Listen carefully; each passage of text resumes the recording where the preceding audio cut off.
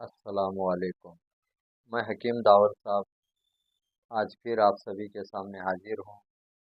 आज फिर एक ख़ास मौजू आपके पेश नज़र रखने की चाहत हुई, क्योंकि आज जो हम देख रहे हैं कि हर घर में अगर 4 सदस्य हैं तो कम से कम 3 बीमार हैं। अगर 3 सदस्य घर में हैं तो 2 बीमार हैं। कमाने वाले कम हैं और बीमार इंसान ज़्यादा हैं। और हर घर में सबसे ज़्यादा बीमारी की परेशानी बढ़ते जा रही है। तो इसके तहत लोगों को जानकारी देने के इरादे से आज मैं ये वीडियो बनाने जा रहा हूँ, क्योंकि मैंने जब देखा, आज के माहौल में सर्वे किया, तो ये बढ़ती बीमारी किस वजह से बढ़ रही है, इस पे जब मैंने गौर फिक्र किया, रिसर्च किया, तो जो मुझे पता चला वो मैंने सोचा कि आप सब लोगों को बताऊं और उस बात से आपको जागरूक करूं। तो देखिए, आज हर घर में सुबह उठने के बाद हर घर के अंदर जितने भी सदस्य हैं वो सबसे पहले चाय का इस्तेमाल करते हैं।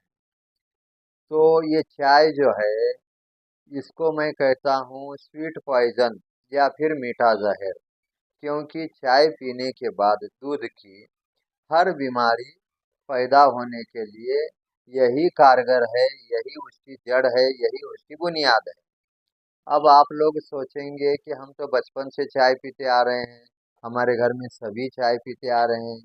तो इसीलिए मैंने सोचा कि इस बात से मैं आप सबको आगाह करूं कि यही चाय जो है हर घर में बीमारी का जड़ बनते जा रही है। तो आप पूछेंगे ये कैसे? तो देखिए, हर इंसान को कमजोर बनाने के लिए सबसे चीज जो जिम्मेदार चीज है वो है कैल्शियम। कैल्शियम अगर हमारे शरीर में से कम हुआ तो हमारे हड्डियां भी कमज़ोर हो जाती हैं, हमारे नसों में भी प्रॉब्लम आ जाता है और हमारे जिस्म में भी कमज़ोरी आ जाती है। सबसे मेन कारण इसमें कैल्शियम का। तो ये कैल्शियम कम होने के लिए चाय जिम्मेदार कैसे? तो देखिए, जब हम चाय पीते हैं तो हमारे शरीर के अंदर गैस बनना शुरू हो जाती है। जब गैस बनती है तो हमारा शरीर जो है ये गर्म होने लगता है, यानी कि हमारे शरीर में पित्त की मात्रा बढ़ने लगती है और कैल्शियम की मात्रा कम होने लगती है। इसलिए चाय क्या करती है, पित्त बढ़ाती है और कैल्शियम को कम करती है।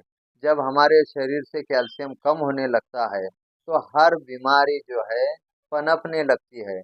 जैसे कि सबसे पहले एसिडिटी का प्रॉब्लम आ जाता है, उसके बाद जो है भूख कम लगना, हजम नहीं होना, और जो है यानी लैट्रिन की समस्या जिसको हम कब्ज की शिकायत कहते हैं।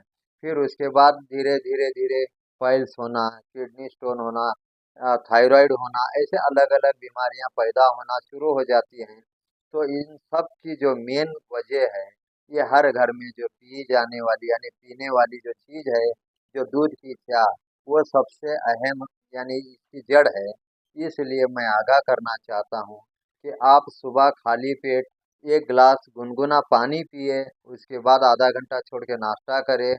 नाश्ते में आप घर में जो पकी हुई चीज़ें हैं, जैसे कि यानी कि जो भी शिरा है, कांदा पोहे है या उपीट है, जो भी बोलते हैं अपनी अपनी भाषा में, यानी कि गेहूं की रोटी है, जवारी की रोटी है, चावल है, ये अच्छी ग़िज़ा को खाया करो सुबह।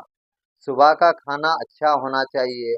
अगर उसके जगह हम चाय पी रहे हैं तो हम सोच सकते हैं कि हमें जो ग़िज़ा चाहिए वहाँ हम चाय पीकर हम हर बीमारी को न्योता दे रहे हैं। तो इसलिए चाय से बचो, और हमें हेल्दी रहने के लिए उसके बदले में क्या करना चाहिए ये भी मैं आज बता रहा हूँ। कम से कम आप सुबह 1 गिलास गुनगुना पानी पीने की आदत डालोगे तो ये भी एक बेहतरीन अमल है तंदुरुस्त रहने का।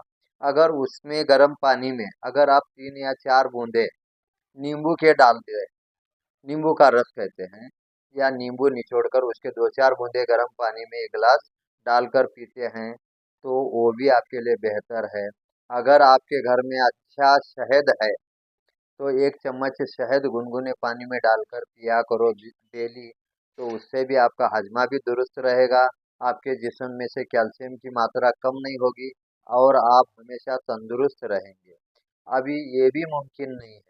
दूसरा उपाय हकीम साहब बताइए, ये भी लोग कहते हैं। तो मैं कहता हूँ, आप चाय की जगह काढ़ा इस्तेमाल करिए। चाय की जगह काढ़ा इस्तेमाल करिए।